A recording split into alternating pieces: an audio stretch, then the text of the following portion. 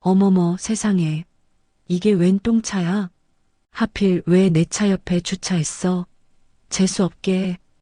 호텔 주차장에서 명품 드레스를 입은 미연은 손가락질하며 악을 썼습니다. 상대방은 연보라색 한복을 곱게 차려입은 중년 여성 은숙이었죠. 그런데 상견례 자리에서 그 똥차 주인이 예비 사돈으로 나타났습니다. 어머나 세상에 이런 우연이 다 있네. 비꼬는 미소를 지으며 말하는 미연. 하지만 그녀는 몰랐습니다. 자신이 방금 건드린 상대가 누구인지를 말이죠. 지금부터 똥차 주인 어머니의 완벽하고 통쾌한 복수가 조용히 시작됩니다. 오늘도 사연 끝까지 함께 해주세요. 고요한 아침 햇살이 소담하게 내려앉은 서울 한남동의 작은 한옥. 은숙은 오늘을 위해 곱게 다려둔 연보라색 한복을 입고 옷고름을 매만지며 마지막 매무새를 다듬고 있었습니다. 차분하고 단아한 그녀의 몸짓 하나하나에 기품이 서려 있었죠. 그때 현관에서 부산스러운 소리와 함께 딸 서연의 목소리가 들려왔습니다. 엄마, 정호 씨가 일찍 와서 기다린다고 해서 저 먼저 호텔에 가 있을게요.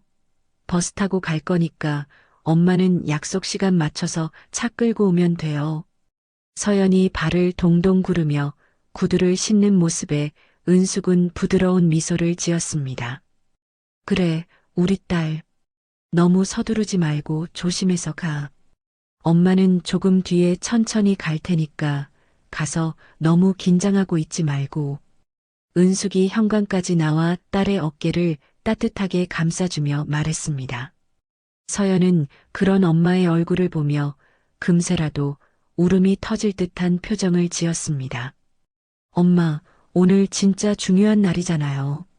나 잘할 수 있을까? 괜히 실수하면 어떡해요? 걱정할 것 없어. 우리 서연이처럼 예쁘고 착한 아이를 누가 마다하겠니? 다 잘 될 거야. 아무렴. 은숙이 서연의 보드라운 뺨을 쓰다듬으며 확신에 찬 목소리로 말해주었습니다. 고마워요, 엄마. 그 한복 엄마가 만든 거죠? 너무 우아하고 예쁘다. 이따 만나요. 그제야 서연은 조금 안심한 듯 밝게 웃으며 집을 나섰어요. 2시간 후 은숙은 상견례 장소로 향했습니다. 도착한 서울 시내의 초호화 호텔 지하 주차장은 고급 외제차들로 가득했습니다. 은숙은 자신의 차를 조심스럽게 몰아 빈자리에 주차를 마쳤죠. 하나뿐인 딸의 첫 상견례. 그 무게가 어깨를 짓눌렀지만 은숙은 꼿꼿하게 허리를 펴며 마음을 다잡았습니다. 차에서 내려 한복과 어울리는 자그마한 손가방을 들고 옷매무새를 다시 한번 확인하던 바로 그 순간이었습니다. 기익! 고막을 찢을 듯한 급정거 소리와 함께 바로 옆 주차 공간으로 번쩍이는 검은색 벤츠 한 대가 미끄러지듯 들어왔습니다. 운전 실력이 꽤나 거칠었죠. 이내 차 문이 거칠게 열리더니 머리부터 발끝까지 번쩍이는 명품으로 휘감은 한 여자가 뾰족한 하이힐을 신고 내렸습니다. 그녀는 자신의 차에서 내리자마자 옆에 주차된 은숙의 차를 발견하고는 마치 더러운 벌레라도 본 듯 노골적으로 얼굴을 구기며 혼잣말을 중얼거렸습니다. 어머머 세상에. 이게 웬 똥차야? 아니, 이런 고물차가 어떻게 호텔 주차장에 떡하니 서 있는 거야?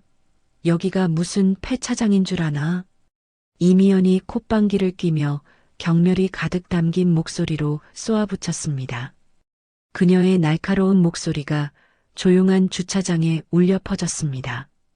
은숙은 당황했지만 애써 침착함을 유지하며 정중하게 입을 열었습니다.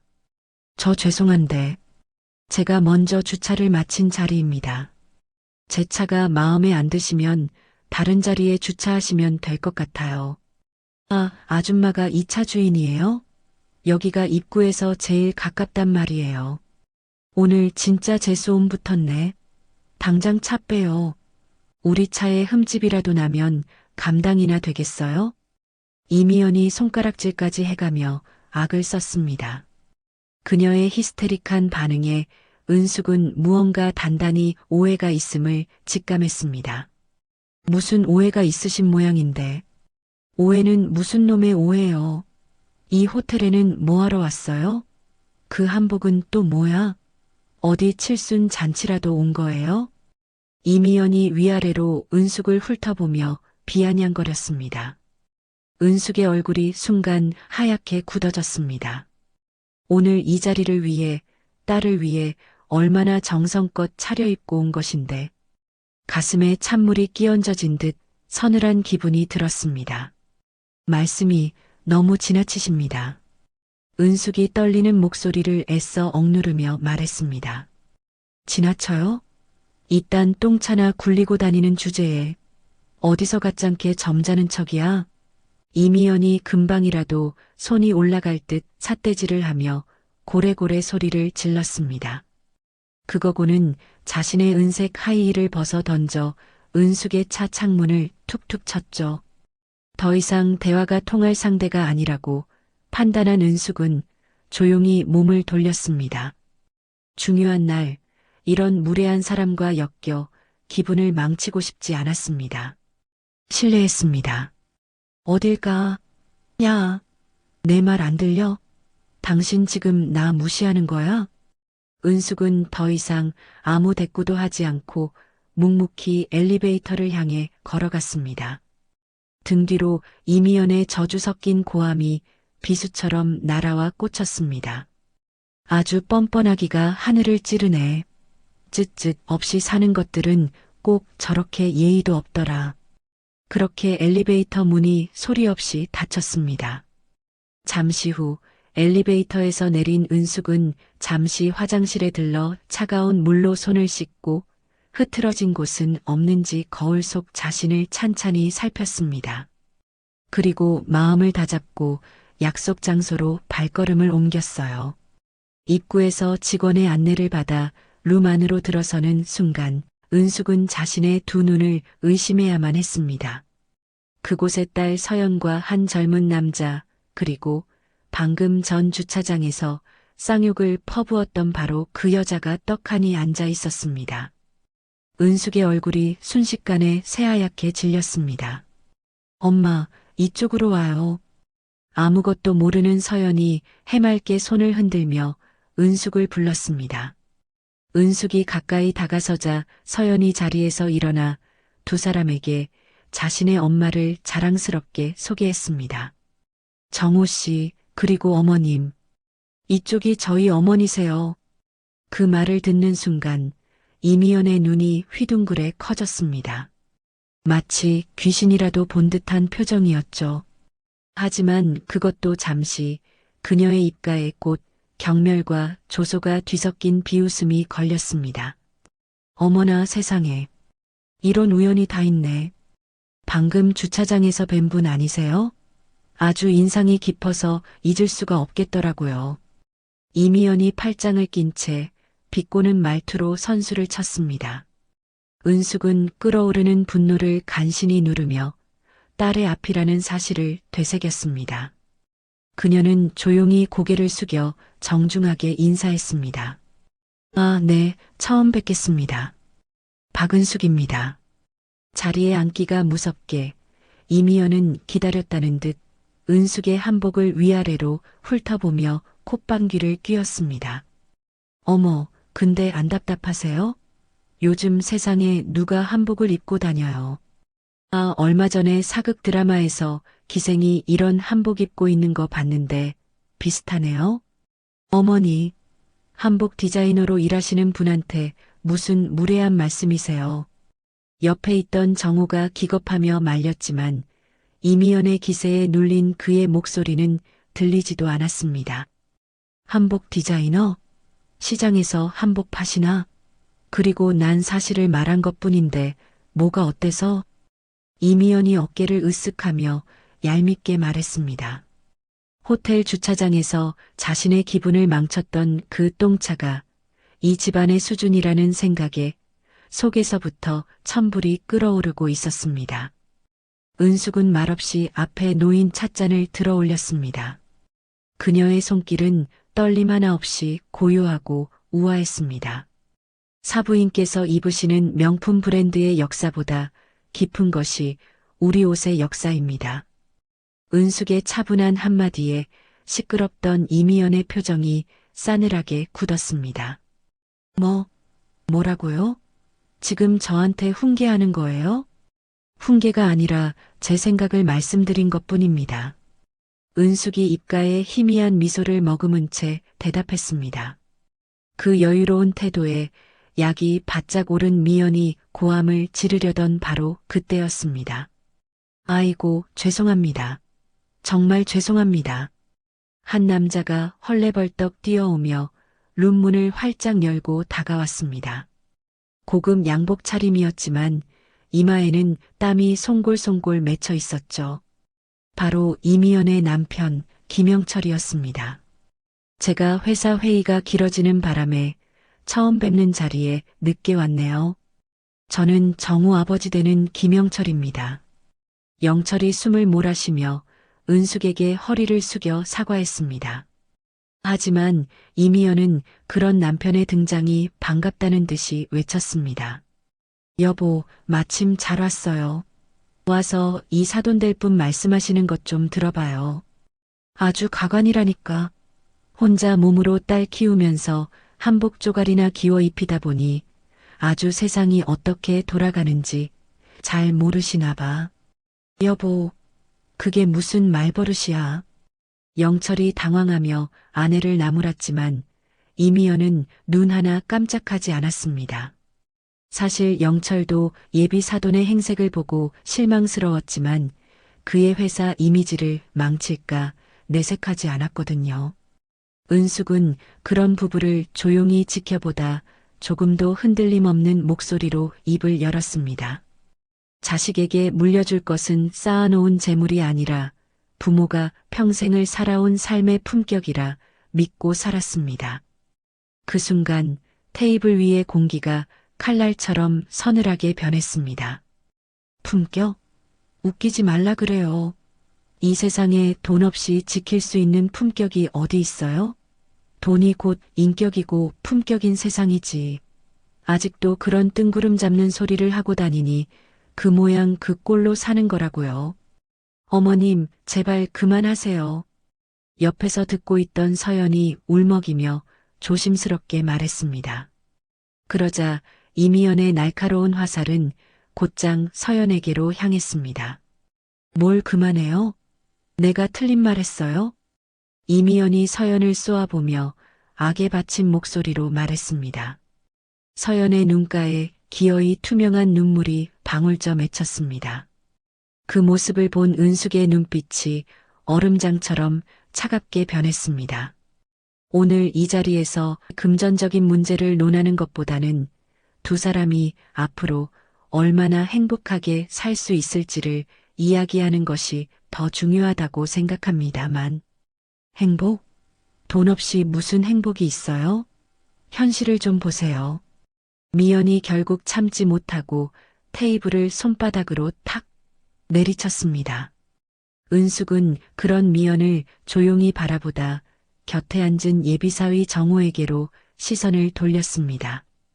그는 여전히 고개를 숙인 채 아무런 행동도 취하지 못하고 있었습니다. 그리고 은숙은 모든 것을 깨달았습니다. 그녀는 마지막으로 깊게 숨을 들이쉬고는 미연을 똑바로 마주 보았습니다. 오늘 처음 뵙는 자리에서 이런 말씀을 드리게 되어 참으로 유감입니다만 사람 사이에 지켜야 할 최소한의 예의라는 것이 있지 않겠습니까? 예의? 지금 나한테 예의를 가르치겠다는 거야? 당신이 뭔데? 이미연이 목에 핏대를 세우며 고함을 질렀습니다. 은숙은 더 이상 아무 말도 하지 않았습니다. 그녀는 눈앞에 이 천박하고 허영심 가득한 여자와 아내의 망동을 방관하는 무능한 남자 그리고 제 여자가 모욕당하는 것을 보고만 있는 나약한 아들까지 이 집안의 모든 것을 조용히 머릿속으로 정리하고 있었습니다. 그리고는 딸의 손을 잡고 그대로 그 레스토랑을 나와버렸죠. 어둠이 짙게 깔린 저녁 8시, 한남동 한옥의 고즈넉한 거실은 한 사람의 서러운 울음소리로 가득 차 있었습니다. 상견례 자리에서부터 꾹꾹 눌러 참아왔던 눈물이 결국 터져버린 서연이 방 안 침대에 몸을 웅크린 채 아이처럼 흐느끼고 있었죠. 그때 방문이 열리고 은숙이 안으로 들어서자 서연의 울음소리는 기다렸다는 듯 더욱 커졌습니다. 엄마, 엄마. 서연이 제정신이 아닌 사람처럼 침대에서 일어나 비틀거리며 달려와 은숙의 품에 와락 안겼습니다. 은숙은 아무 말 없이 딸의 축축한 등을 가만히 토닥여 주었습니다. 우리 서연이 많이 힘들었구나. 엄마, 나 어떡해? 정호 씨는 정말 좋은 사람이야. 나한테 얼마나 잘해주는데 평소에는 정말 다정하고 착한 사람이라고. 서연이 끄끄거리며 눈물 젖은 얼굴을 엄마의 어깨에 묻은 채 말했습니다. 그래, 엄마도 안다. 그 청년 심성이 나쁜 사람은 아닌 것 같더구나. 은숙이 딸의 머리를 부드럽게 쓰다듬으며 대답했습니다. 그런데 이 결혼 이제 못하는 거지? 오늘 그 어머니를 보니까 도저히 자신이 없어. 숨이 막혀서 죽을 것 같아, 엄마.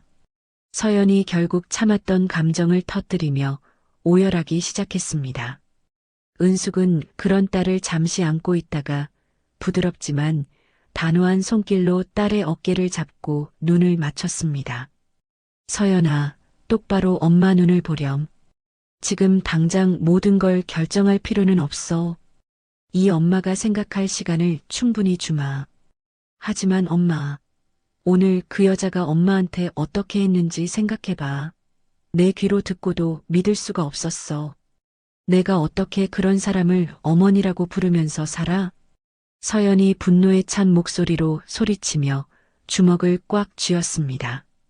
그 작은 손이 파르르 떨리고 있었습니다. 은숙은 그런 딸의 주먹 위로 자신의 손을 포개어 감싸주었습니다. 그래, 화가 날 만하지. 1000번이고 10,000번이고 화를 내도 괜찮아. 하지만 서연아, 이제부터는 이 엄마 말만 믿고 따라오너라. 은숙의 눈빛이 그 어느 때보다 깊고 단단하게 빛났습니다. 엄마, 뭘 어쩌려고 그래? 이 엄마가 전부 해결할게. 그러니 너는 아무 걱정도 하지 마. 그 목소리에는 한치의 흔들림도 없었습니다. 정말 엄마가 어떻게 할 수 있어? 물론이지. 대신 엄마랑 약속 하나만 해줄래? 은숙이 서연의 손을 굳게 잡았습니다. 무슨 약속? 앞으로 엄마가 하는 일에 대해 절대 묻지도 말아줘. 그리고 그저 묵묵히 결과가 나올 때까지만 기다려주면 돼. 괜찮지? 엄마, 대체 무슨 일을 하려는 건데 그래? 모든 것은 때가 되면 저절로 알게 되어 있어. 은숙이 딸을 다시 품에 꼭 끌어안았습니다. 서연은 엄마의 그 단단한 품속에서 한참 동안이나 어린아이처럼 소리내어 울었습니다. 딸의 방에서 나온 은숙은 거실로 나와 소파에 앉아 깊은 생각에 잠겼습니다. 창밖으로 스며드는 차가운 달빛이 그녀의 얼굴을 비쳤습니다. 한참 뒤 그녀가 나직이 읊조렸습니다. 인생에 정말 중요한 게 뭔지 모르고 사는 사람들이구나. 그 아들도 너무 불쌍하네. 내가 알려줄게. 정말 가치 있게 생각해야 하는 게 무엇인지를. 그녀는 천천히 자리에서 일어나 안방으로 향했습니다. 그리고 옷장 깊숙한 곳에서 용포에나 쓰일 법한 귀한 황금색 비단 한 필을 꺼내 들었습니다. 작업대 앞에 앉은 은숙의 손에 날카로운 바늘이 들렸습니다. 그녀의 손이 한치의 망설임도 없이 비단 위를 수놓기 시작했습니다.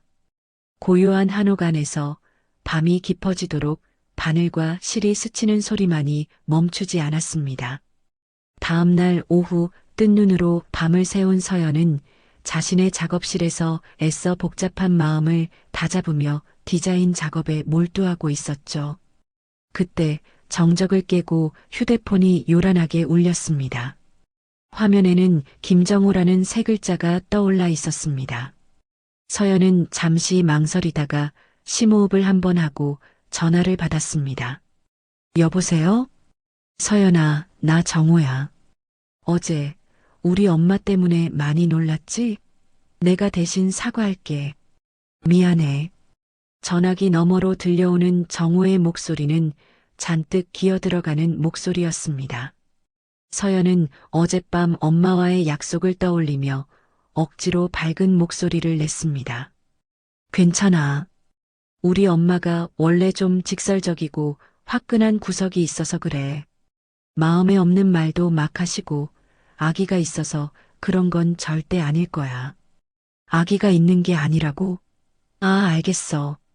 서연이 짧게 대답하며 서둘러 대화를 마무리하려 했습니다.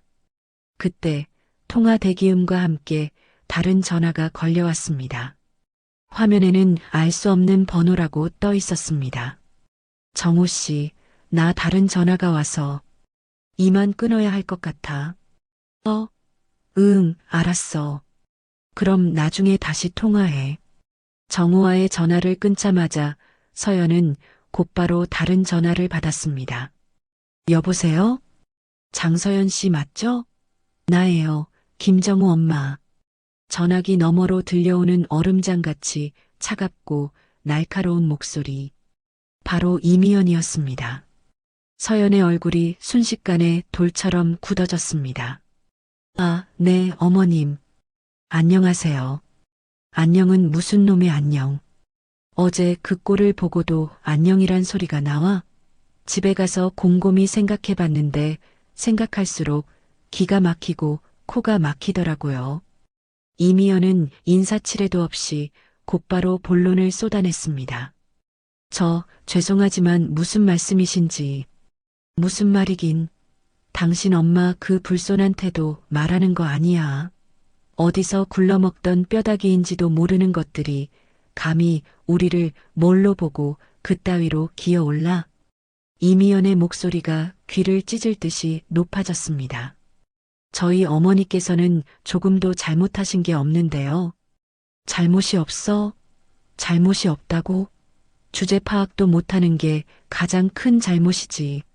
당신들이 우리 집안 며느리 사돈으로 들어올 자격이나 된다고 생각해? 자격이라니요? 모르겠어? 당신 엄마 시장에서 고작 한복 장사나 하는 사람이잖아. 근데 우리는 이 나라에서 내로라 하는 대기업 오너 집안이라고. 급이 같다고 생각해? 이미연이 전화기 너머로 콧방귀를 뀌는 소리가 생생하게 들려왔습니다. 서연은 수치심에 손이 부들부들 떨리기 시작했습니다. 그런 식으로 저희 엄마를 모욕하지 마세요. 모욕? 이게 모욕으로 들려? 이미연이 거의 비명에 가깝게 소리를 질렀습니다. 그리고 우리 아들이랑 결혼?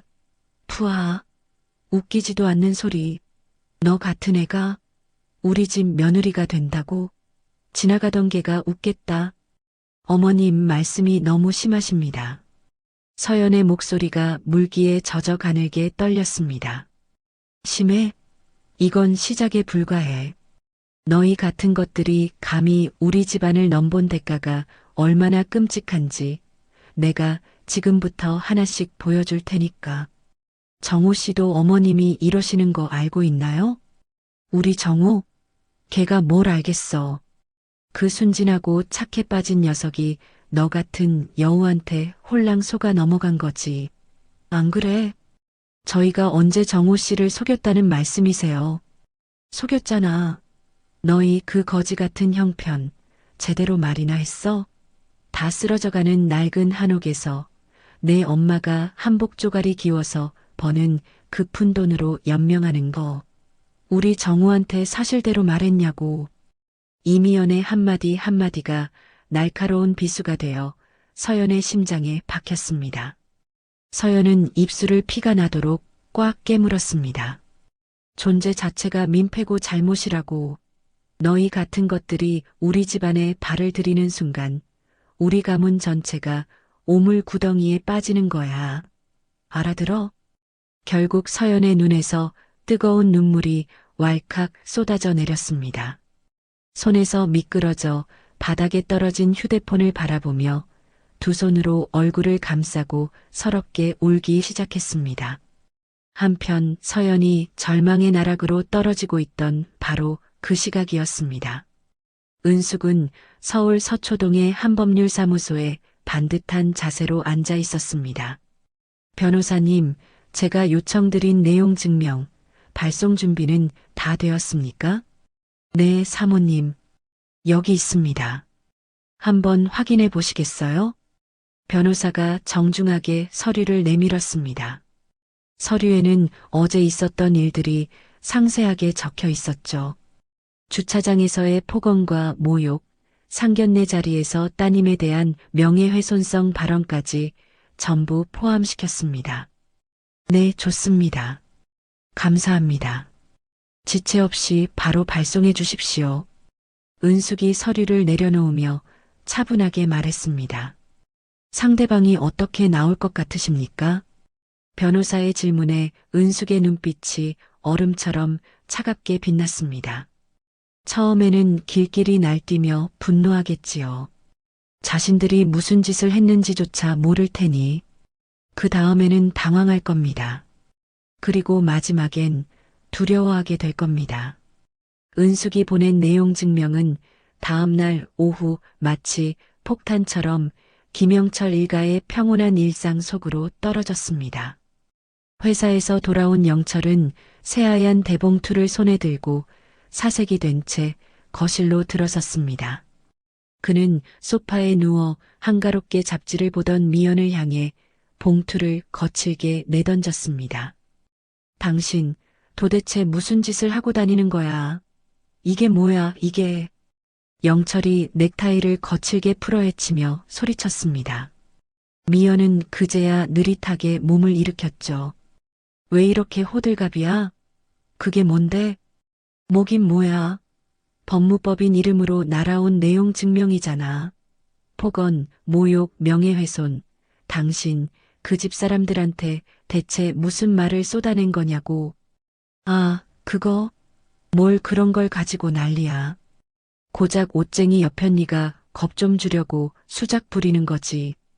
미연이 대수롭지 않다는 듯 어깨를 으쓱하며 말했습니다. 그 태연한 태도에 영철은 속이 뒤집어지는 듯 했습니다. 수작? 당신 제정신이야? 지금 프레스티지 호텔 VVIP 계약이 코앞인데 이런 스캔들이라도 터지면 우리 회사 이미지 하루아침에 끝장이야. 영철의 목소리가 공포심에 젖어 가늘게 떨렸습니다. 그 사람들이 뭘 할 수 있겠어? 우리가 누군데 감히. 당신 정말 답답해서 미치겠네. 요즘 세상이 어떤 세상인데 아직도 그런 소리를 해. 돈 있고 없고를 떠나서 이런 문제는 한번 잘못 터지면 걷잡을 수 없단 말이야. 영철이 답답함에 제 머리를 쥐어뜯었습니다. 그제야 미연도 사태가 조금 심각하다는 것을 느꼈는지 입을 삐죽이며 마지못해 대답했습니다.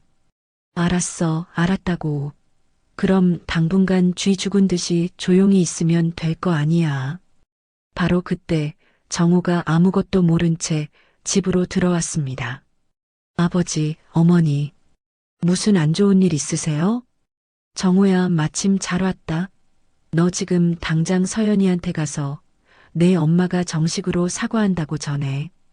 영철이 다급하게 아들에게 명령했습니다. 네, 사과요? 갑자기요? 정호가 어리둥절한 표정으로 물었습니다. 아니 여보, 갑자기 무슨 사과야. 조용히 있으면 되잖아. 미연이 남편 영철을 쏘아보며 말했습니다. 당신 조용히 해. 그리고 정호 너는 그냥 시키는 대로 해. 내 엄마가 지난번에 좀 실수한 것 같다고 정중하게 사과드린다고 똑똑히 전하란 말이야. 묻지 말고 가라면 가. 그 소란이 있고 1시간 후 정호는 무거운 마음으로 서연을 카페로 불러냈습니다. 서연아, 저기 우리 엄마가 미안하다고 전해달래. 정우가 어색하게 입을 열었습니다. 서연은 디자인 스케치북을 내려놓고 정우의 눈을 똑바로 바라보며 물었습니다. 정우 씨, 지금 한 말 진심이야? 어머님께서 정말 진심으로 그렇게 말씀하셨어? 응. 그럼 우리 엄마가 워낙 직설적이라 그렇지 속은 안 그렇거든. 혹시라도 기분 나빴다면 정말 미안하다고 하셨어. 정우가 어색하게 웃으며 서연의 손을 잡았습니다. 하지만 서연은 그 손을 잡지 않고 진지한 목소리로 다시 물었습니다. 솔직하게 말해줘, 정우 씨. 지금 하는 말이 어머님 진심이라고 생각해? 서연아, 왜 그래? 나 못 믿어? 왜 자꾸 의심하는 거야? 정우가 당황하며 말을 더듬었습니다. 의심이 아니야. 궁금한 거야. 어머님께서 정말로 당신의 행동이 잘못되었다고 생각하시는지, 그래서 내게 그리고 우리 엄마에게 사과하고 싶어 하시는 건지. 서연아, 제발 그런 얘기는 그만하자.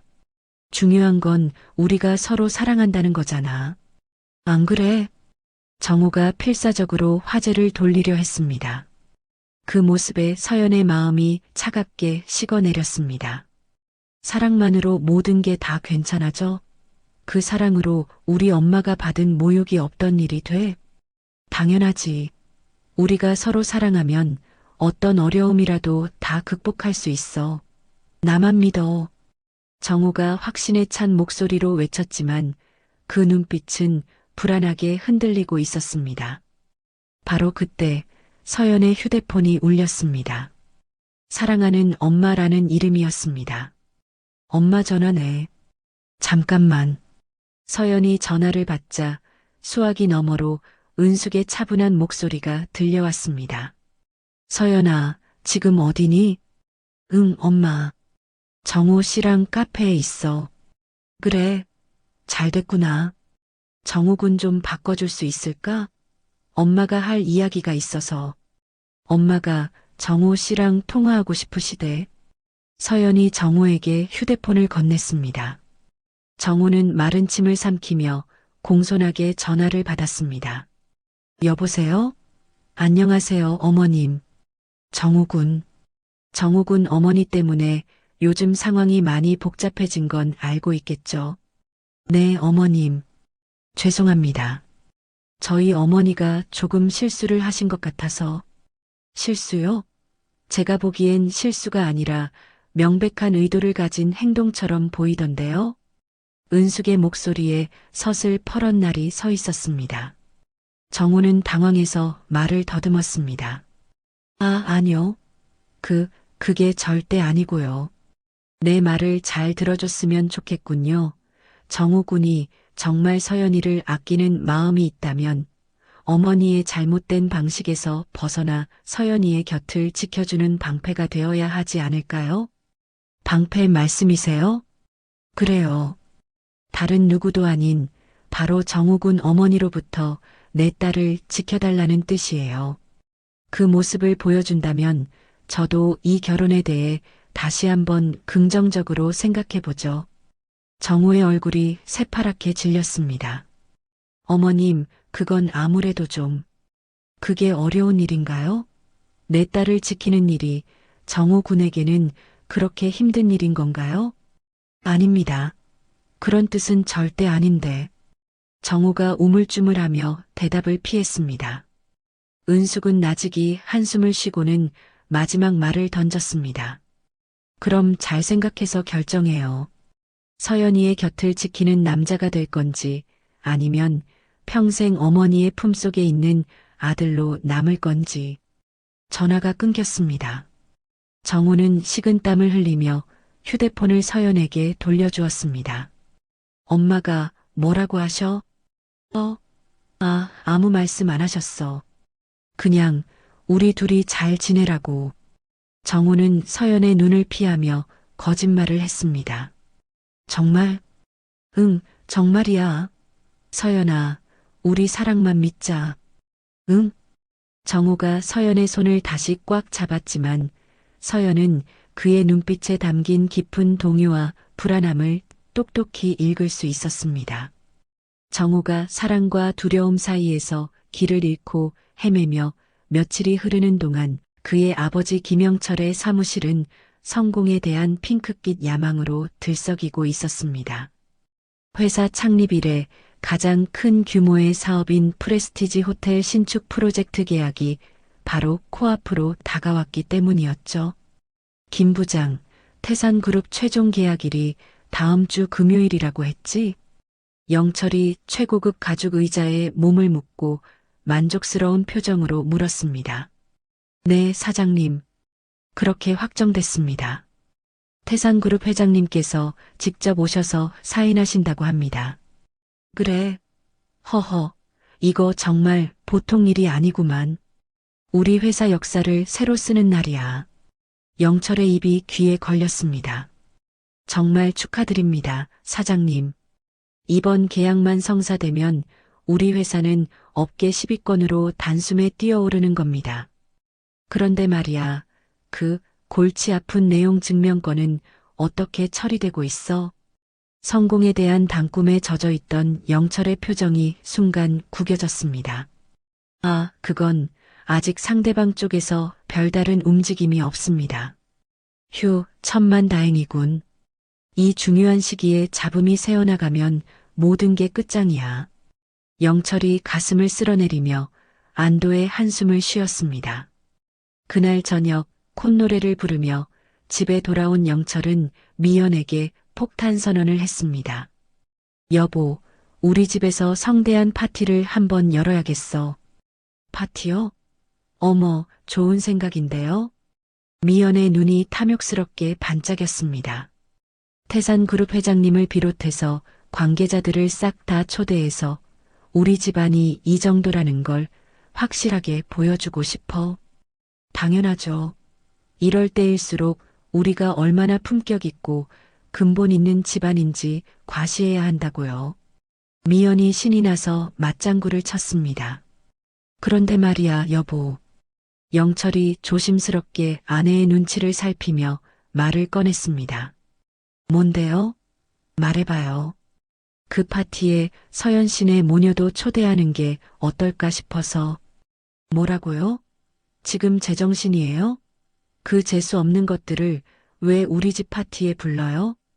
미연의 얼굴이 순식간에 악기처럼 변했습니다. 여보, 내 말 좀 들어봐. 이게 다 쇼라고 생각하라고.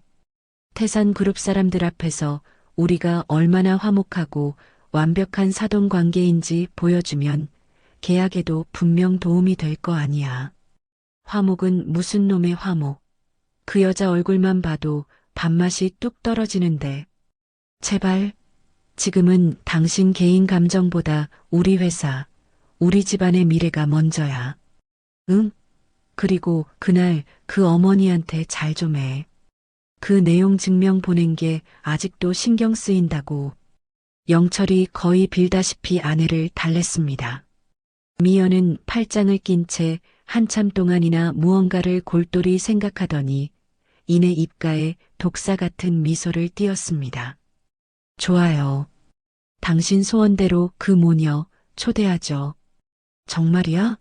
아이고, 고마워 여보. 대신 조건이 있어요. 파티의 모든 건 제 방식대로 할 거예요. 당신은 절대 토 달지 마세요. 미연의 눈빛에 섬뜩한 광채가 스쳐 지나갔습니다. 자, 당신 방식이라니 무슨 뜻이야? 말 그대로 제 방식대로 아주 품격 있게 접대해드리겠다는 뜻이에요. 다음 날 미연은 약삭빠른 사냥꾼처럼 서연에게 전화를 걸었습니다. 그녀의 목소리는 지난번의 광기는 온데간데 없이 꿀을 바른 듯 달콤하고 부드러웠습니다. 서연 씨? 나예요. 아, 네. 안녕하세요. 다음 주 토요일 저녁에 저희 집에서 조촐한 파티를 여는데 어머니랑 같이 와줄 수 있을까요? 파티 말씀이세요? 네. 우리 남편이 아주 큰 계약을 성사시킬 예정인데 거의 따놓은 당상이라 다들 모여서 축하하는 자리인데 예비 사돈인 서연 씨랑 사부인이 빠지면 되겠어요? 그 다정한 목소리에 서연은 잠시 혼란스러웠습니다. 어머니와 상의해보고 다시 연락드리겠습니다. 물론 그래야죠. 사부인께는 제가 정말 뵙고 싶어 한다고 꼭 좀 전해줘요. 호호. 전화를 끄는 미연은 거울 앞에 서서 자신의 얼굴을 보며 흡족한 미소를 지었습니다. 멍청한 것들. 이게 덫인 줄도 모르고 좋다고 오겠지. 이번에야말로 그 근본 없는 것들 얼마나 우리 집안과 안 어울리는지 스스로 깨닫게 해줄게. 미연은 태산그룹 사람들 앞에서 은숙 모녀를 공개적으로 망신시켜 재기불능으로 만들고 내용 증명 따위를 보낸 대가를 톡톡히 치르게 할 완벽한 계획을 세우고 있었습니다. 한편 서연에게서 자초지종을 전해 들은 은숙은 차를 따르며 조용히 물었습니다. 그래서 그 여자가 갑자기 아주 친절한 목소리로 전화를 했다? 네, 엄마. 너무 이상해요. 어떻게 해야 할까요? 당연히 안 가는 게 맞겠죠?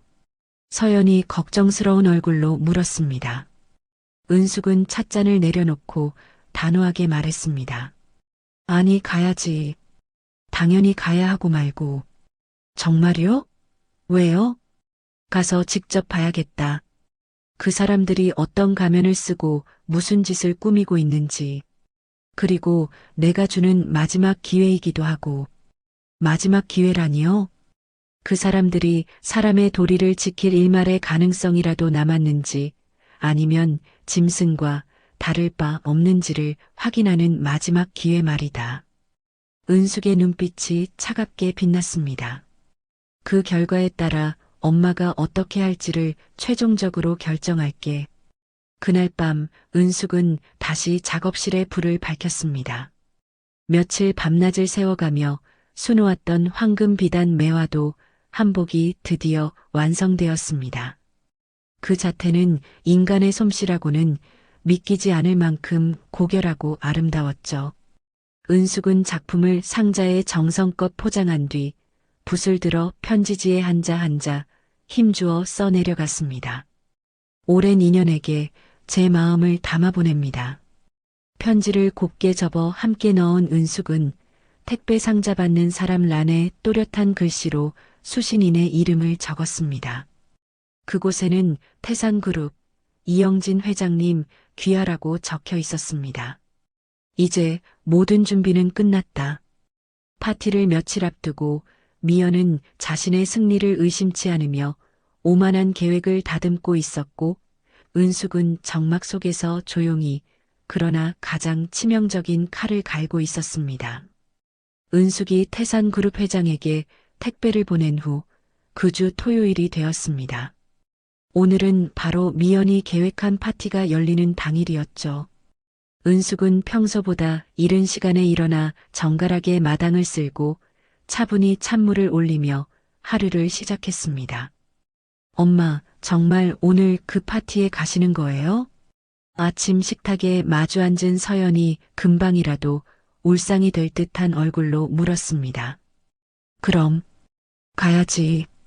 가겠다고 약속했잖아. 하지만 아무리 생각해도 이상해요. 그분이 갑자기 왜 우리를 초대하겠어요? 분명 무슨 꿍꿍이가 있을 거예요. 물론이겠지. 빈 수레가 요란하다는 말처럼 분명 무언가 꾸미고 있을 거야. 은숙이 찻잔을 내려놓으며 말했습니다. 그런데 왜 가세요? 함정인 걸 알면서 왜 일부러 들어가시는 건데요? 서연아, 엄마가 말했잖아. 오늘은 그 사람들의 진짜 마지막 모습을 확인하러 가는 거라고. 은숙의 목소리에는 한치의 흔들림도 없었습니다.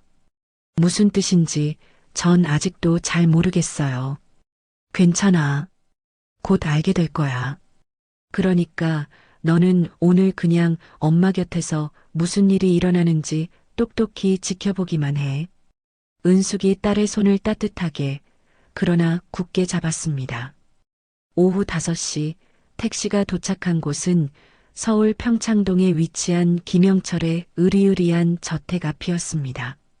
거대한 철문이 활짝 열려 있었고 입구부터 사람들의 웃음소리와 음악소리가 들려왔습니다. 와, 정말 집이 어마어마하네요. 그러게, 들어가자 서연아. 잘 가꿔진 넓은 정원에는 파티를 위한 하얀색 천막과 테이블들이 즐비했습니다. 저택 거실의 거대한 샹들리에 불빛이 정원까지 쏟아져 내리는 가운데 최고급 정장과 드레스로 치장한 사람들이 샴페인 잔을 부딪히며 가식적인 웃음소리를 만들어내고 있었죠. 그때 인파를 헤치고 온몸을 번쩍이는 황금색 드레스로 감싼 미연이 두 사람에게 다가왔습니다. 어머, 두 분 오셨네요. 제가 얼마나 기다렸다고요. 안녕하세요. 초대해 주셔서 감사합니다. 천만에요. 이제 곧 한가족이 될 텐데 이런 좋은 날은 당연히 함께 해야죠. 안 그래요? 미연이 뱀처럼 교활한 미소를 지으며 말했습니다. 바로 그때 영철이 땀을 삐질 흘리며 다가왔습니다. 허허, 어서 오십시오. 저희 집까지 오시느라 고생 많으셨습니다. 그리고 보내신 내용 증명은 잘 받았습니다. 저희 집사람도 반성 많이 했고 저도 정말 죄송하게 생각합니다. 아, 네, 그러셨군요. 그날 일 다 잊으시고 오늘 마음 편히 즐기다 가십시오. 네, 감사합니다. 그리고 축하드립니다. 사돈어른. 은숙이 예를 갖춰 인사하고 영철은 다른 사람들에게 인사를 하러 자리를 떠났습니다. 그 순간 미연은 기다렸다는 듯 은숙에게 상냥한 목소리로 말했습니다. 사부인, 정말 죄송한데 제가 급하게 부탁드릴 게 하나 생겼어요. 무슨 부탁이신가요? 저쪽 테이블에 음료수가 다 떨어져 가는데 저희 집 주방에 가서 좀 가져다 주시겠어요? 음료수 말인가요? 네. 고용한 직원들이 지금 너무 바빠서 정신이 하나도 없네요. 우리 사부인이 좀 도와주시면 안 될까요? 이제 가족이나 마찬가지인데. 가족이라는 말에 유독 힘을 주는 미연의 말에 서연의 얼굴이 하얗게 질렸습니다. 어머님, 그런 일은 직원분들이 하셔야죠. 저희 엄마는 오늘 손님으로 오셨잖아요. 어머, 서연 씨는 딱딱하게 왜 그래? 가족끼리 서로 돕고 그러면 좋잖아. 안 그래요, 사부인? 미연이 은숙을 향해 압박하듯 물었습니다. 모든 시선이 은숙에게로 쏠렸습니다. 은숙은 잠시 아무 말 없이 미연을 바라보았습니다. 그녀의 얼굴에는 어떠한 감정도 떠오르지 않았죠. 이내 은숙은 조용히 고개를 끄덕였습니다. 알겠습니다. 엄마. 서연이 기겁하며 은숙의 팔을 붙잡았지만 은숙은 괜찮다는 듯 딸의 손을 다독이고는 꼿꼿한 자세로 저택 안쪽 주방으로 걸어갔습니다. 미연은 그 뒷모습을 보며 승리감에 도취된 미소를 지었습니다. 그때 태산그룹의 한 임원이 미연에게 다가와 물었습니다. 사모님, 방금 저분은 누구십니까? 아, 저분이요? 호호. 저희 아들 예비 장모님이세요. 네. 예비 사돈 어른이라고요? 그런데 왜 음료수 시중을? 어머, 흉보지 마세요. 워낙 좋으신 분이라 가족 될 사람들을 위해서라면 뭐든 돕고 싶어 하셔서요. 미연이 천연덕스럽게 거짓말을 늘어놓았지만 임원들의 표정은 오히려 의아함으로 굳어졌습니다. 바로 그때 은숙이 음료수가 가득 담긴 쟁반을 들고 돌아왔습니다. 정원에 모인 모든 사람들이 숨을 죽이고 한복을 곱게 차려입은 채 묵묵히 음료수 시중을 드는 은숙의 모습을 지켜보았습니다. 은숙은 조금의 흐트러짐도 없이 테이블에 음료수를 내려놓고 조용히 딸의 곁으로 돌아왔습니다. 엄마, 왜 이런 굴욕을 참으시는 거예요? 당장 여기서 나가요, 네. 서연이 울먹이며 속삭였습니다. 괜찮아, 서연아. 은숙은 나직이 딸을 달랬지만 그녀의 눈빛은 더 이상 따뜻하지 않았습니다. 마치 깊은 겨울의 얼음장처럼 차갑고 단단한 빛만이 감돌고 있었죠. 자, 두 분은 저쪽 구석 자리에 앉아 계세요. 제가 나중에 또 부를게요. 미연이 손가락으로 정원 가장 후미지고 어두운 테이블을 가리켰습니다. 은숙은 아무 대꾸 없이 서연의 손을 잡고 그 자리로 향했습니다. 차가운 철제 의자에 앉는 순간 은숙의 마음속에서 마지막으로 남아있던 일말의 온기마저 모두 사라졌습니다. 이제 진짜 파티는 지금부터 시작이야. 이제 남은 것은 차가운 결의뿐이었습니다. 은숙과 서연이 모욕감 속에 정원 구석 자리를 지키고 있을 무렵 파티는 한창 시끄럽게 무르익고 있었습니다. 바로 그때 저택 입구로 기척 없이 미끄러져 들어온 검은색 최고급 세단 한 대가 조용히 멈춰 섰습니다. 운전기사가 번개같이 달려나와 뒷문을 열자 칠흑같이 검은 비단 위에 금빛 매화가 고고하게 수놓인 범상치 않은 한복을 입은 60대 후반의 남성이 모습을 드러냈죠. 그는 대한민국 재계에 살아있는 전설, 태산그룹의 이영진 회장이었습니다. 회장님, 이쪽입니다. 수행원의 안내를 받으며 정원으로 들어서던 이 회장은 문득 걸음을 멈추고 물었습니다. 그런데 박은숙 선생이 정말 이 자리에 와 있는 게 확실한가? 네, 회장님. 김영철 사장의 예비 사돈 자격으로 참석하신 것이 맞다고 확인했습니다. 허허, 참으로 기이한 인연이로군. 내 오랜 귀인을 이런 자리에서 만나게 될 줄이야. 이 회장의 얼굴에 따뜻하고 반가운 미소가 번졌습니다. 그가 모습을 드러내자마자 그를 발견한 김영철이 사색이 되어 달려나왔습니다. 회장님, 어서 오십시오. 이렇게 누추한 곳까지 친히 와주시다니 정말 영광입니다. 영철이 바닥에라도 엎드릴 기세로 90도로 허리를 숙였습니다. 허허, 김 사장. 얼굴 펴게. 오늘 주인공 아닌가. 우리가 그냥 인연도 아닌데 내가 오는 게 당연하지. 감사합니다. 감사합니다. 회장님. 이쪽으로 오시죠. 저희 임원들이 모두 회장님을 기다리고 있습니다.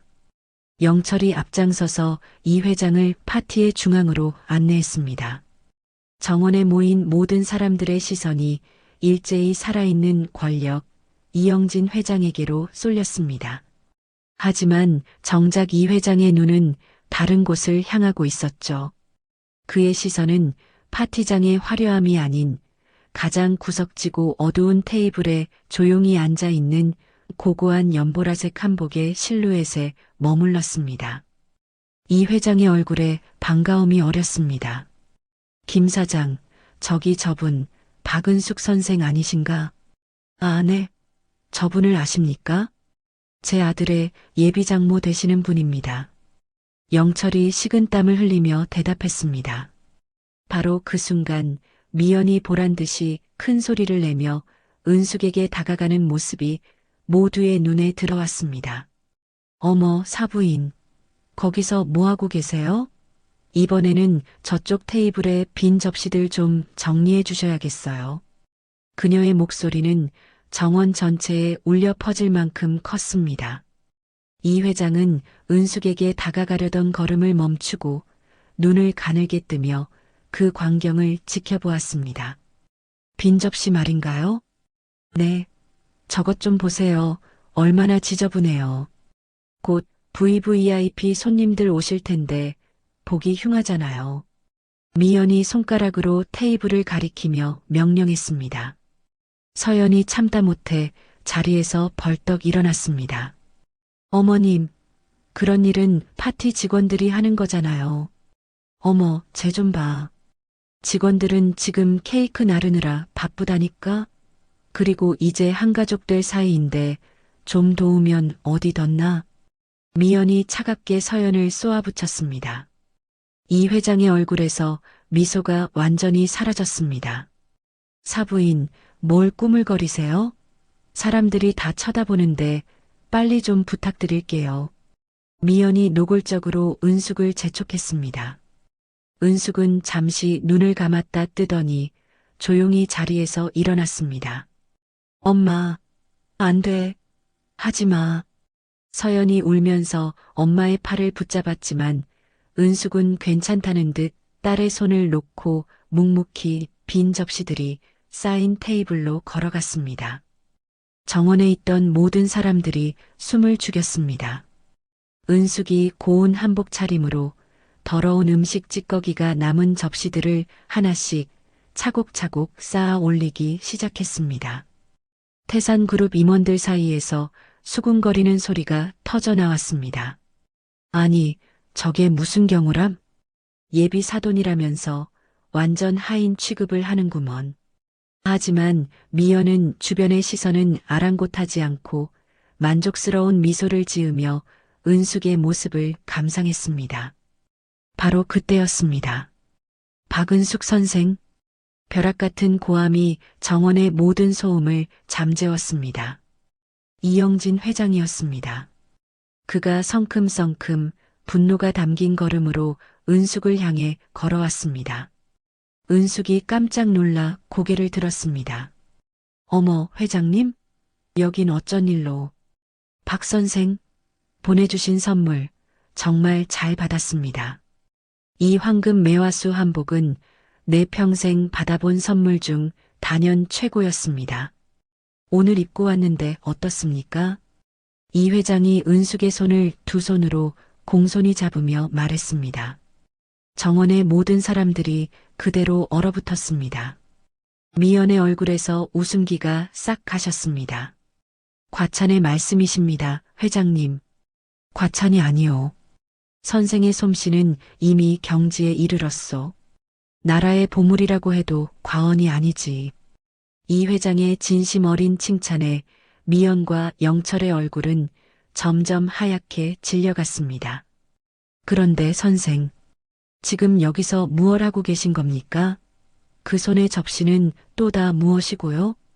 이 회장이 은숙이 들고 있던 접시를 보며 물었습니다. 아, 이것은... 은숙이 말을 흐리자 상황 파악이 안 된 미연이 다급하게 끼어들었습니다. 제가 부탁드린 겁니다, 회장님. 가족끼리 좀 도우면 좋을 것 같아서요. 가족? 이 회장이 싸늘한 눈으로 미연을 쏘아보았습니다. 네, 저희가 이제 사돈 될 사이라. 김 사장네는 가족이 되면 이렇게 귀한 분께 접시 시중을 시키는 게 법도인가? 네, 귀한 분이라니요? 박은숙 선생은 지난 20년간 우리 태산그룹 총수 일가의 의복을 전담해 오신 분이자 내가 내 스승처럼 여기는 우리나라 최고의 침선장이시오. 그런 분을 지금 고작 접시 닦는 하인 취급을 했단 말이오. 이 회장의 목소리가 천둥처럼 울려 퍼졌습니다. 정원의 모든 사람들이 경악했습니다. 영철은 눈앞이 캄캄해지는 것을 느꼈습니다. 김 사장, 이게 대체 어떻게 된 영문인가? 내가 그토록 신뢰하고 존경하는 분을 이따위로 대접하는 게 자네의 사업 방식인가? 죄송합니다. 회장님, 저희가 정말 몰라 뵙고 그리고 오해이십니다. 영철이 거의 울다시피 하며 허리를 숙였습니다. 몰라봐? 이토록 고고한 기품을 가진 분을 알아보지 못하는 눈으로 대체 무슨 사업을 하겠다는 건가? 이 회장의 서슬 퍼런 질책에 미연은 입술 하나 달싹이지 못하고 그 자리에 못 박힌 듯 서 있었습니다. 자신이 벌레 보듯 무시했던 그 옷쟁이가 하늘처럼 떠받들던 태산그룹 회장이 스승처럼 모시는 대한민국 최고의 장인이었다니 세상이 무너지는 듯한 충격이었습니다. 선생, 이런 험한 일은 저들에게나 맡기시고 저와 함께 갑시다. 이 회장이 직접 은숙의 팔을 부축하며 가장 상석으로 이끌었습니다. 정원의 모든 사람들이 마치 모세의 기적처럼 길을 열었습니다. 미영과 영철은 그 자리에 망부석처럼 서서 자신들이 쏘아 올린 화살이 어떤 결과를 낳았는지 뒤늦게 깨닫고 공포에 떨고 있었습니다. 이영진 회장이 직접 은숙의 팔을 부축해 정원의 가장 상석으로 안내하자 파티장의 공기는 완전히 뒤바뀌었습니다. 방금 전까지 은숙을 구경거리 취급하던 사람들은 이제 경외와 호기심이 뒤섞인 눈으로 그녀를 훔쳐보기에 바빴죠. 시끄럽던 음악 소리도 멎었고 모든 대화가 멈췄습니다. 정원 전체가 이 회장과 은숙 두 사람이 만들어내는 거대한 무게감에 짓눌린 듯 고요해졌습니다. 선생님, 이쪽으로 앉으시지요. 정말 얼마만인지 모르겠습니다. 이 회장이 직접 의자를 빼주며 반갑게 말했습니다. 그러게 말입니다. 회장님을 여기서 뵙게 될 줄은 꿈에도 몰랐습니다. 은숙이 차분하지만 엷은 미소를 지으며 자리에 앉았습니다.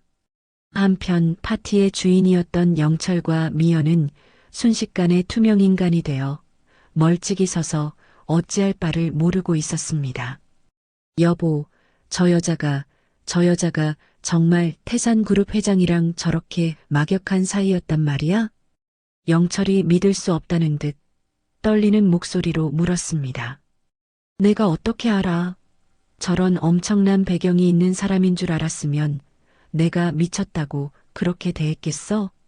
미연은 짜증 섞인 말투로 답답했고 영철은 식은 땀으로 셔츠가 축축하게 젖어드는 것을 느꼈습니다. 그럼 이제 우리 어떻게? 회장님 표정 봤어? 나 너무 무서워. 일단 가만히 있어. 여기서 더 나섰다가는 뼈도 못 추릴 테니 제발 가만히 좀 있으라고. 상석에서는 두 사람의 파멸은 아랑곳 없다는 듯 이 회장과 은숙의 온화한 대화가 이어지고 있었습니다. 이번에 보내주신 한복말입니다. 정말이지 감탄, 또 감탄했습니다. 특히 옷고름에 수놓인 그 황금 매화는 살아 움직이는 듯 하더군요. 하나의 예술 작품이었습니다. 과찬이십니다. 회장님께서 늘 좋게 봐주시니 감사할 따름입니다. 아닙니다. 이건 제 진심입니다. 제 아내도 선생의 작품이라면 자다가도 벌떡 일어날 정도입니다. 선생의 한복을 입는 날에는 사람이 달라진다니까요. 품격이 생긴다고. 그런 말씀을 들을 때마다 이 일을 하는 보람을 느낍니다. 상석에 앉은 이 회장은 찻잔을 든 은숙의 안색을 살피며 조용히 입을 열었습니다. 선생, 내가 오기 전에 많이 불쾌한 일을 겪으신 듯합니다. 안색이 좋지 않으십니다. 괜찮습니다, 회장님. 은숙은 길게 말하지 않았습니다. 하지만 그 짧은 침묵과 표정만으로도 이 회장은 모든 상황을 짐작하고도 남았죠. 그는 더 이상 은숙에게 묻지 않고 대신 싸늘한 눈빛으로 멀찍이 서 있는 영철을 불렀습니다. 김 사장, 이리 와서 앉아보게. 그 목소리는 얼음처럼 차가웠습니다. 영철은 마치 사형 선고를 기다리는 죄인처럼 다가와 의자 끝에 걸터 앉았습니다. 김 사장, 내게 미리 보고를 했어야지. 자네의 예비 사돈이 이렇게 귀한 분이라는 사실을 말이야. 이 회장의 말은 시작부터 서슬퍼런 칼날 같았습니다. 죄송합니다, 회장님. 저도 오늘에서야 두 분의 관계를 알았습니다. 오늘 알았다고? 그래서 귀한 분인 줄 몰랐을 땐 그렇게 함부로 대해도 된다. 뭐 그런 뜻인가? 아닙니다. 절대 그런 뜻이 아닙니다. 아니긴 뭐가 아니야. 내가 오늘 뭘 봤는지 아는가?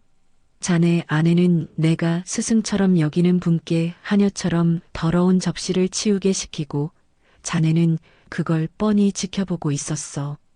이게 자네 집안의 품격이고 손님을 대하는 방식인가? 그 말에 영철의 얼굴이 새하얗게 질렸습니다. 그것은 단순한 질책이 아니었습니다. 사망 선고였습니다. 회장님, 그건 제 아내가 정말 몰라서 저지른 큰 실수입니다. 용서해 주십시오. 실수? 사람을 보는 눈이 없는 건 실수가 아니라 무능이야.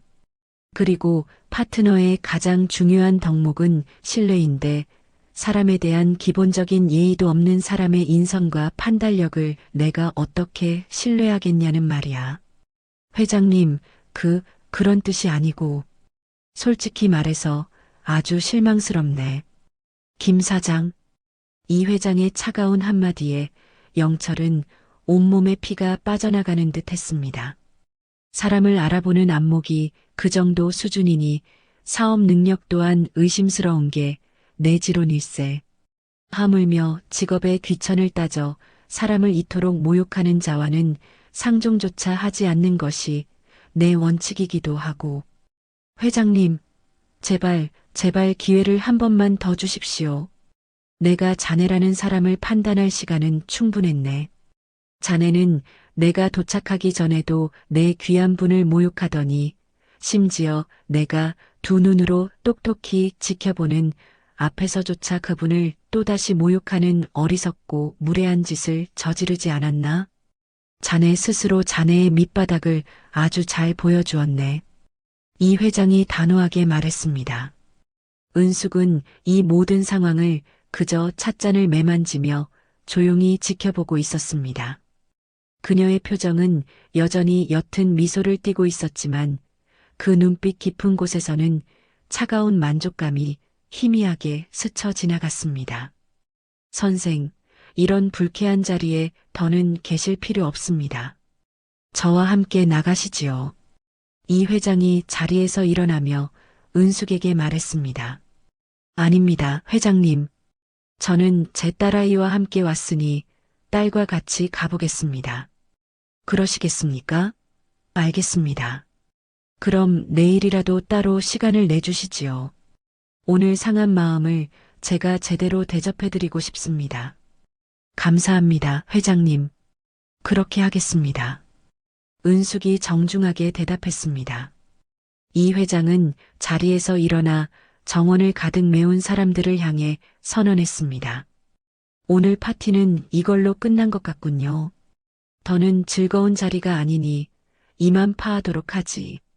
그 말과 함께 파티는 공식적으로 사망 선고를 받았습니다.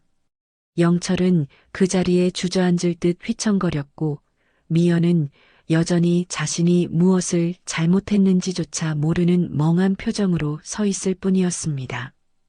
은숙이 조용히 서연에게 다가가 손을 잡았습니다. 서연아, 이제 그만 집에 가자. 네, 엄마. 두 사람이 유유히 정원을 걸어나가는 모습을 영철과 미연은 망연자실한 표정으로 바라볼 뿐이었습니다. 자신들이 걷어찬 것이 단순히 가난한 사돈이 아니라 자신들의 미래 그 자체였음을 비로소 깨닫기 시작하면서 말입니다. 어젯밤에 요란했던 파티가 처참한 파국으로 끝난 다음 날 새벽 대한민국 재계의 심장부인 태산그룹 본사 회장실의 불은 꺼지지 않고 있었습니다. 이영진 회장은 밤새 깊은 고뇌에 잠겨 있었죠. 그는 자신의 판단에 오점이 있었다는 사실에 분노했고 존경하는 지인이 겪었을 모욕에 마음 아파했습니다. 그리고 비서로부터 상견례에 있었던 모든 일을 전해 들었죠. 날이 밝자마자 그는 그룹의 핵심 임원들을 긴급 소집했습니다. 김전무, 내가 어젯밤에 지시한 김영철 건설에 대한 전면 재검토 결과는 어떻게 나왔나?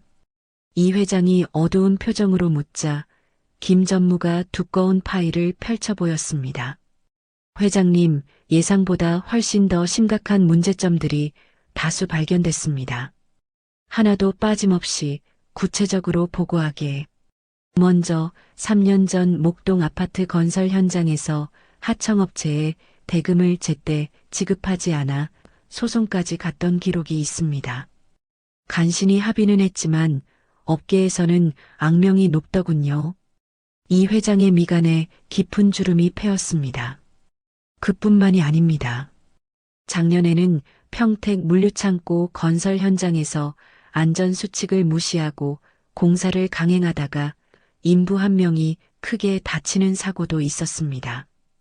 언론에는 나가지 않도록 돈으로 막은 정황이 포착됐습니다.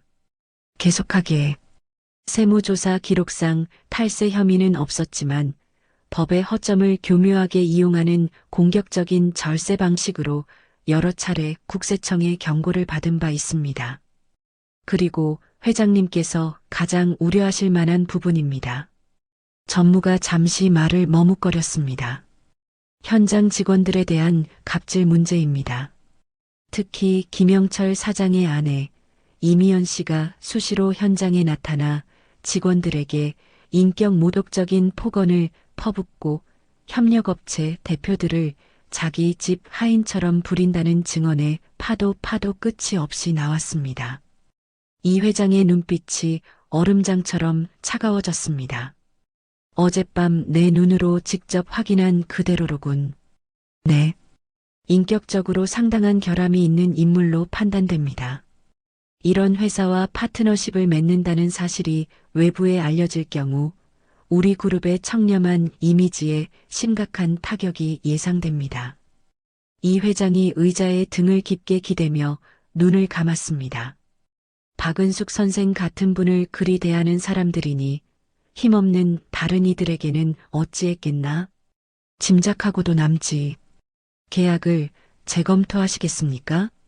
재검토가 아닐세. 취소일세. 뿌리가 썩은 나무와는 열매를 나눌 수 없는 법이야. 이런 부도덕한 회사와는 단 하루도 함께 갈 수 없네. 이 회장이 단호하게 선언했습니다. 회장님, 하지만 계약이 이미 최종 단계인데다 위약금 문제도 만만치 않습니다. 더 큰 손해를 보기 전에 지금 잘라내는 게 맞아. 썩은 부인은 빨리 도려내야 새살이 돋는 법일세. 지금 당장 법무팀에 연락해서 계약 취소를 위한 모든 법적 절차를 진행하게. 알겠습니다, 회장님. 한편 같은 시각 김영철 건설 사무실은 살얼음판 같은 정적만이 감돌고 있었습니다. 영철은 초조하게 담배만 태우며 전화기를 노려보고 있었죠. 김 부장, 태산그룹에서 아직 아무 연락도 없어? 네, 사장님. 어제 파티가 그렇게 끝난 이후로 전화 한 통 없습니다. 이상하다, 이상해. 계약서 최종 검토 마치고 오늘 중으로 연락 주기로 했는데.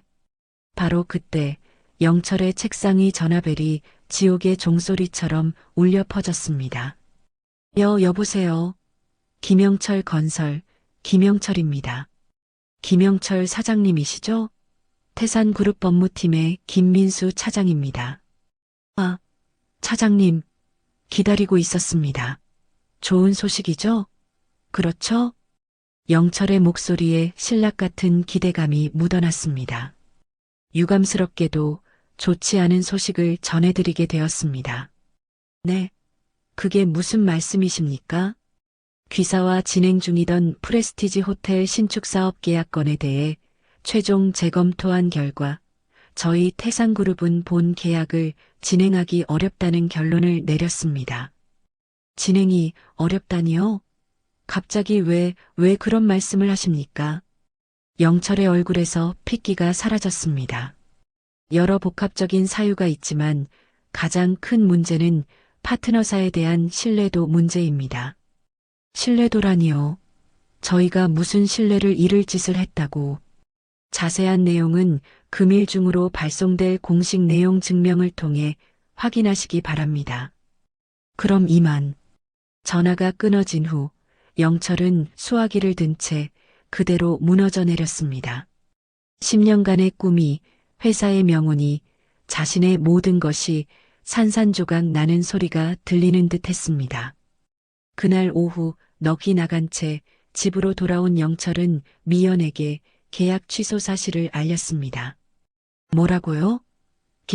계약이 취소됐다고? 말도 안 돼.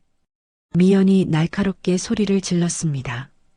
어젯밤 그 영감탱이가 박은숙 그 여자를 보더니만 그때부터 모든 게 잘못됐어. 고작 그 옷쟁이 여편네 때문에 수천억짜리 계약이 날아갔다는 게 말이나 돼요? 그 여자가 고작 옷쟁이가 아니었으니까. 태산그룹 회장이 20년 동안 스승처럼 모신 사람이라고. 이 답답한 여자야. 영철이 처음으로 아내에게 고함을 질렀습니다. 내가 그걸 어떻게 알아요? 당신이야말로 사업하는 사람이 그런 중요한 인맥도 파악 못하고 뭐 한 건데? 당신이 파티에 초대하라고 해서 기껏 불렀더니 하녀 취급하며 망신을 준 게 누군데? 나는 평소 하던 대로 한 것뿐이야. 재수 없는 것들 구석에 처박아 둔 게 뭐가 그렇게 문제냐고. 당신 그 오만하고 천박한 성질머리가 문제라고. 당신 때문에 내 인생이 통째로 망했어. 두 사람은 서로에게 책임을 떠넘기며 악을 썼습니다. 그때 정우가 어두운 표정으로 집에 들어왔습니다. 아버지, 어머니, 또 싸우시는 거예요? 정우야, 우리 다 끝났다.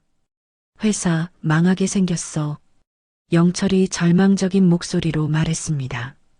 네, 그게 무슨 태산그룹 계약은요? 취소됐다.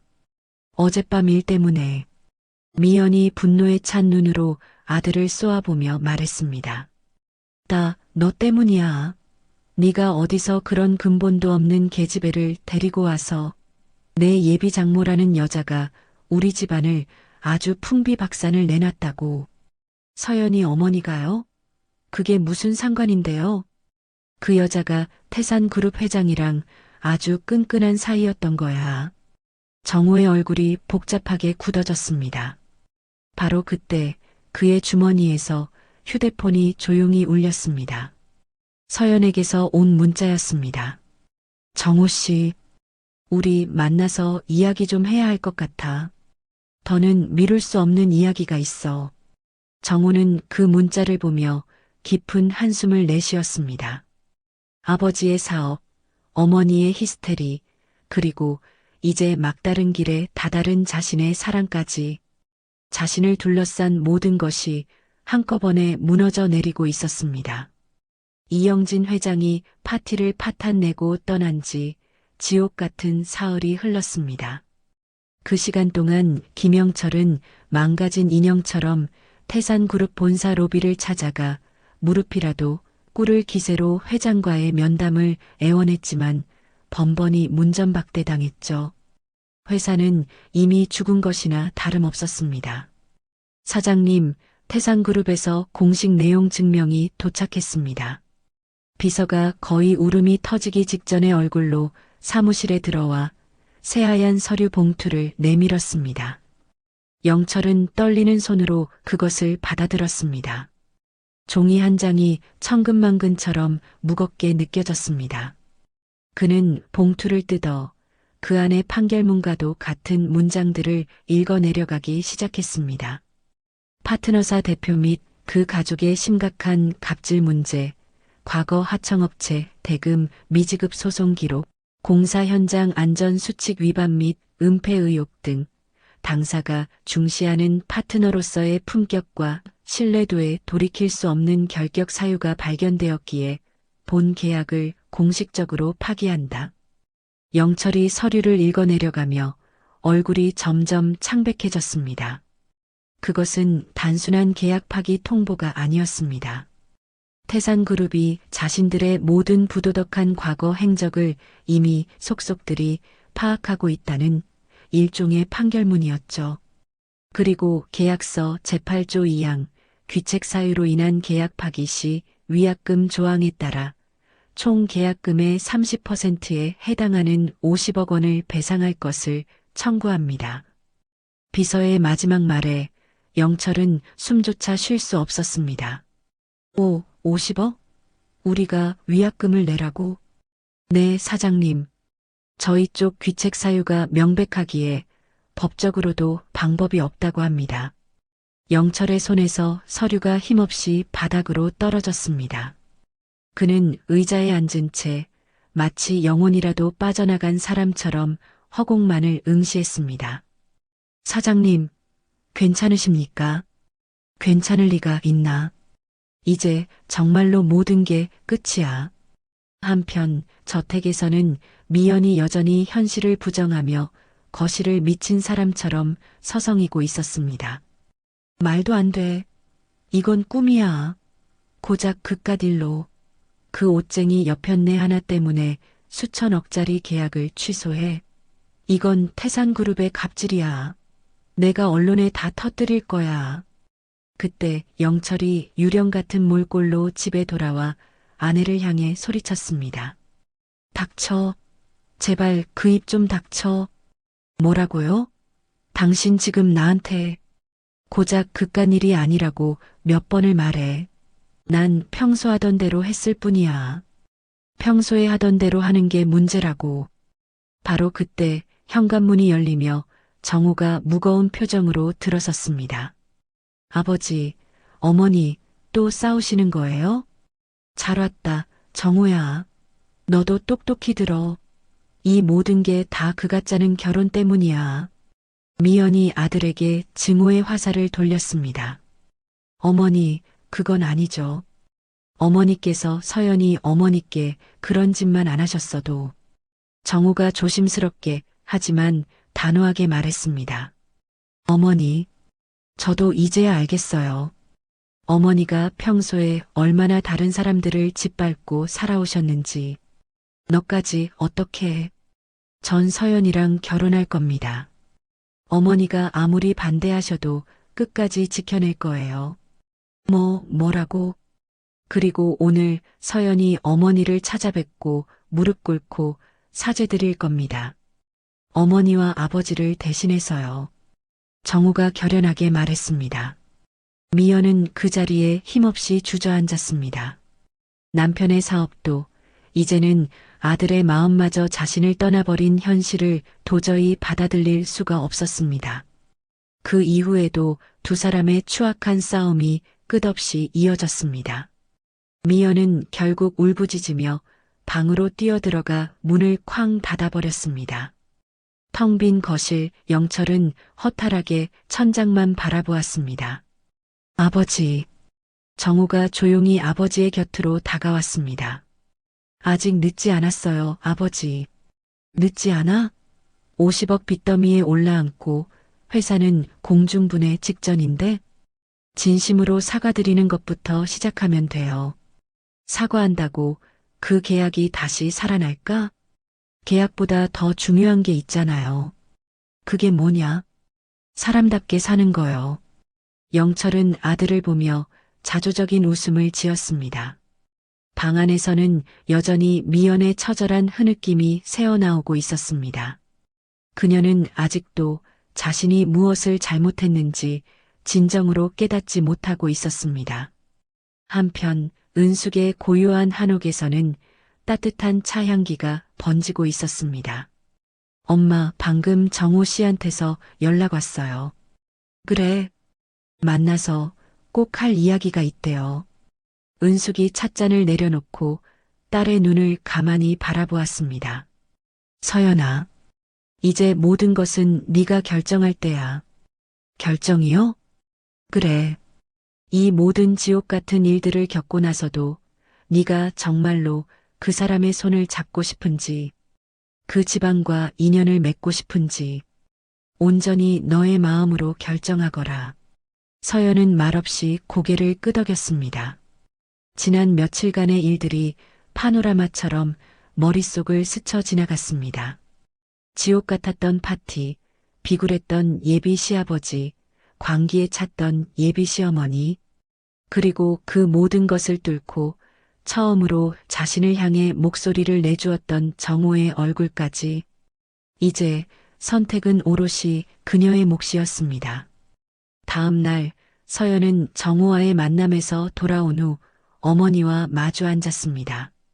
엄마, 나 정호 씨랑 헤어졌어요. 서연이 입을 열었습니다. 은숙은 더 이상 아무것도 물어보지 않았습니다. 딸의 결정을 지지해 줄 뿐이었죠. 그렇게 1년의 시간이 흘렀습니다. 서울 시내 한복판에 우뚝 선 프레스티지 호텔이 화려하게 개관식을 맞았습니다. 호텔 로비는 최고급 인테리어와 세련된 예술품들로 꾸며져 있었어요. 특히 로비 중앙에 걸린 대형 한국화가 방문객들의 시선을 사로잡았습니다. 저녁 7시 VVIP 개관 파티가 시작됐어요. 은숙이 우아한 진주색 한복을 입고 호텔 입구에 도착했습니다. 박은숙 선생님, 어서 오십시오. 태산그룹 이영진 회장이 직접 나와서 은숙을 맞았어요. 회장님, 축하드립니다. 정말 멋진 호텔이네요. 선생님 덕분입니다. 예술품 선정에 조언해 주신 덕에 품격이 한층 높아졌어요. 회장이 만족스러운 표정으로 말했습니다. 과찬이세요. 제가 한 일이 별로 없는데요. 아니에요. 선생님의 안목 덕분에 정말 훌륭한 호텔이 됐습니다. 두 사람이 함께 로비로 들어서자 많은 사람들이 인사를 건넸어요. 정재계 유명 인사들이 은숙에게 정중하게 고개를 숙였습니다. 어머, 서연아. 은숙이 한쪽에서 누군가와 대화를 나누고 있는 딸을 발견했어요. 서연 옆에는 단정한 정장을 입은 30대 초반의 남성이 서 있었습니다. 엄마, 여기 계셨네요. 서연이 밝은 표정으로 다가왔어요. 저분은 누구야? 아, 엄마께 소개해드리려고 했는데. 이준혁 씨예요. 태산그룹 기획실에서 일하세요. 서연이 수줍게 말했습니다. 안녕하십니다. 이준혁입니다. 준혁이 정중하게 인사했어요. 반갑습니다. 우리 딸이 신세를 많이 지나 봐요. 은숙이 따뜻하게 미소 지었습니다. 아니에요.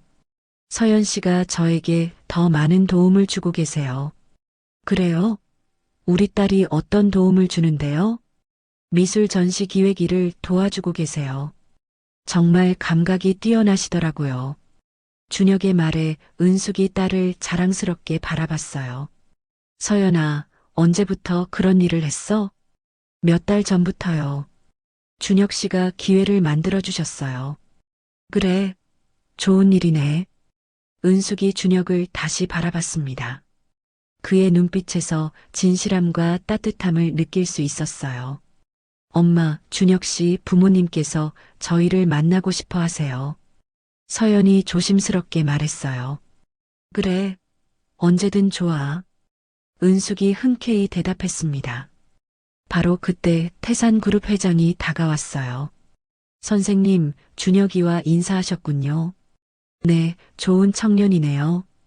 저희 그룹의 핵심 인재 중 한 명입니다. 인품도 훌륭하고요.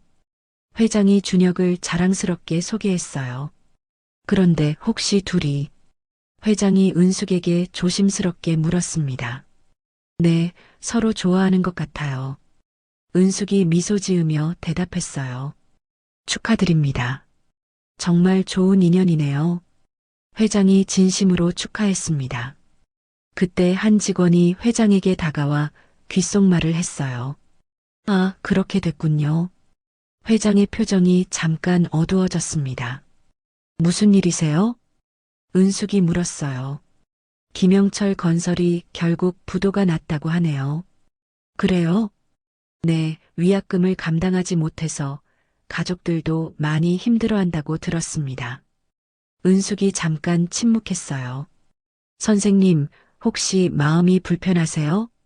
아니에요. 그저 안타까울 뿐이에요. 안타깝다니요? 진심으로 사과하고 변화하려고 노력했다면 달랐을 텐데요. 은숙이 창밖을 바라보며 말했습니다. 실제로 미연은 그 후에도 계속해서 다른 사람들을 탓하며 자신의 잘못을 인정하지 않았어요. 영철은 사업 실패의 충격으로 술에 의존하게 됐고 정우는 결국 서연과의 관계를 정리하고 다른 지역으로 떠났습니다. 하지만 선생님은 최선을 다하셨어요. 기회도 충분히 주셨고요. 회장이 은숙을 위로했습니다. 그래요. 이제는 미래만 생각하려고요. 은숙이 딸과 준혁을 바라보며 말했어요. 좋은 생각이세요. 파티가 무르익어갈 무렵 은숙은 호텔 테라스로 나와 서울 야경을 바라봤습니다. 딸 서연과 준혁이 함께 다가왔어요. 엄마, 여기서 뭐해요? 응, 좀 답답해서 바람 좀 쐬고 있었어. 엄마, 고마워요. 서연이 갑자기 말했습니다. 뭐가? 저를 지켜줘서, 그리고 올바른 길로 이끌어줘서. 당연한 거야. 엄마니까. 은숙이 딸의 어깨를 토닥였어요. 만약 엄마가 그때 그냥 참고 넘어갔다면, 그랬으면 너는 평생 후회했을 거야. 맞아요. 그런 가정에서 행복할 수 없었을 거예요. 준혁이 조용히 말했습니다. 준혁 씨, 우리 서연이 잘 부탁해요. 네, 어머님 걱정하지 마세요. 준혁이 진심으로 대답했어요. 은숙이 딸의 손을 잡고 준혁의 손 위에 올려놓았습니다. 서로 존중하며 만나보렴. 네, 엄마. 세 사람이 함께 서울 야경을 바라보며 새로운 시작을 다짐했어요. 저 멀리 어둠 속에서는 한때 오만했던 가족이 자신들이 뿌린 씨앗의 결실을 거두고 있었지만 은숙은 더 이상 그들을 생각하지 않았습니다. 진정한 품격은 돈이 아니라 사람에게서 나온다는 진리를 증명해낸 그녀에게는 이제 딸의 행복한 미래만이 중요했어요. 새로운 인연과 함께 시작되는 희망찬 내일이 그들을 기다리고 있었습니다. 오늘 이야기 어떠셨나요? 혹시 끝까지 함께 해주신 분이 계시다면 잘 들었다고 댓글 하나만 남겨주세요. 여러분에게도 따뜻하고 빛나는 날들이 찾아올 거예요. 구독과 좋아요는 다음 이야기를 이어가는 큰 힘이 됩니다. 지금까지 오늘도 사연이었습니다. 더 깊고 따뜻한 이야기로 다시 찾아뵐게요. 편안한 하루 보내세요. 감사합니다.